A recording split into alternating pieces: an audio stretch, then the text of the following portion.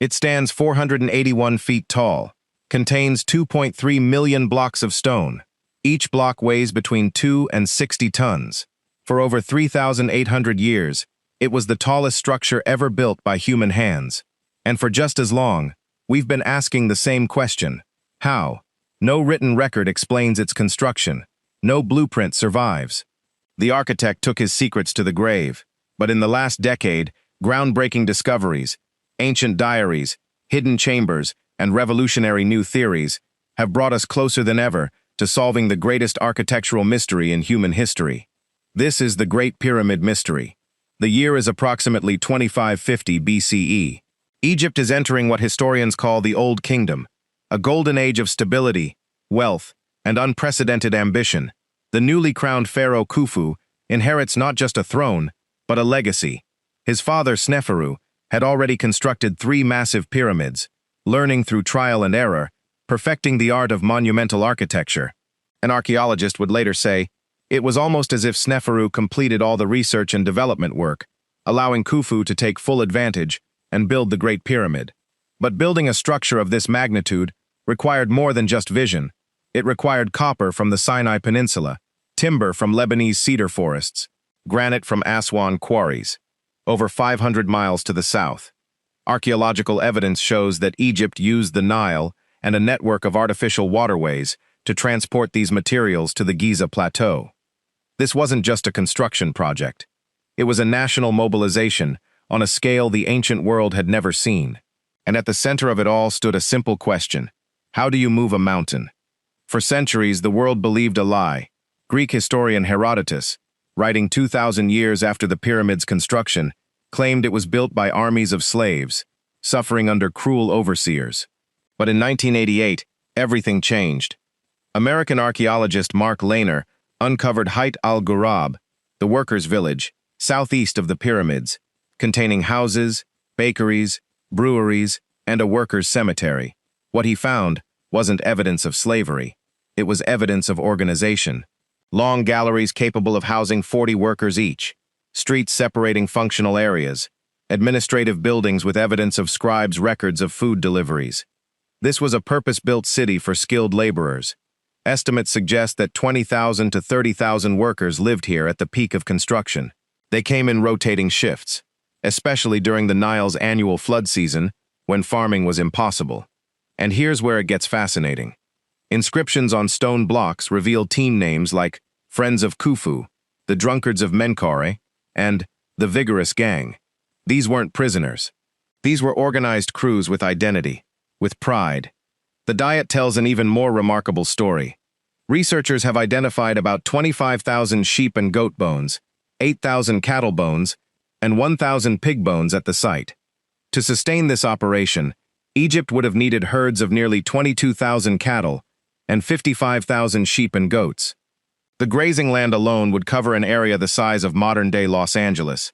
This meat-rich diet, along with medical care, evidenced by healed bones found in skeletons, would have been a major draw for ancient Egyptians to work on the pyramids. They ate better here than in their villages. This wasn't slavery. This was a social contract, a national project where communities sent workers, food, and resources. Because this pyramid wasn't just Khufu's tomb. It was Egypt's statement to eternity. But knowing who built it doesn't answer how they built it. For decades, the prevailing theory centered on ramps, massive external ramps, spiraling around the pyramid, up which workers dragged stone blocks. Recent discoveries suggest workers may have poured water on sand in front of sleds to reduce friction. Ingenious, simple, effective. But there was a problem. To maintain a manageable slope, these ramps would need to stretch for miles, longer than the distance from the pyramid to the quarries themselves. Enter the internal ramp theory. In 2007, French architect Jean-Pierre proposed something radical. Using 3D modeling and thermal imaging, Houdin detected an internal ramp system spiraling up through the Great Pyramid. The theory suggests workers used an external ramp for the first third of construction. Then, as the pyramid grew taller, they switched to an internal ramp wrapped around the core, a spiral highway inside the monument itself. But 2025 brought an even more shocking theory. Simon Schuring, a scientist at Weill Cornell Medicine, published research proposing the Great Pyramid was a self-assembling machine, using internal pulley systems and counterweights rather than ramps. His evidence? Structural anomalies, floor scrapes in the Grand Gallery, tapering block heights, and the mysterious antechamber near the King's Chamber. Shuring argues this antechamber wasn't a portcullis gate. It was a fulcrum in a sophisticated pulley system. Imagine it. Multiple lifting stations on all four faces of the pyramid. Granite counterweights, stackable and reusable. A vertical shaft, now filled, through which stones were hoisted. If true, this would explain how the ancient Egyptians moved over 2 million blocks in just 20 years. That's 100,000 blocks annually, roughly 285 blocks per day, or 1 block every 2 minutes of daylight. It's not just impressive, it's mechanically necessary. But the most extraordinary discovery came not from the pyramid itself, but from a cave near the Red Sea shores. In 2013, French archaeologist Pierre Tallet found something unprecedented: fragments of papyri from logbooks detailing workers' activities at the Great Pyramid, dating to the 27th year of Khufu's reign. This was the diary of Merer, a mid-level official, overseeing limestone transportation from the Tura quarries to Giza. The papyri revealed that building materials were transported from far-flung corners of Egypt, necessitating a significant national effort.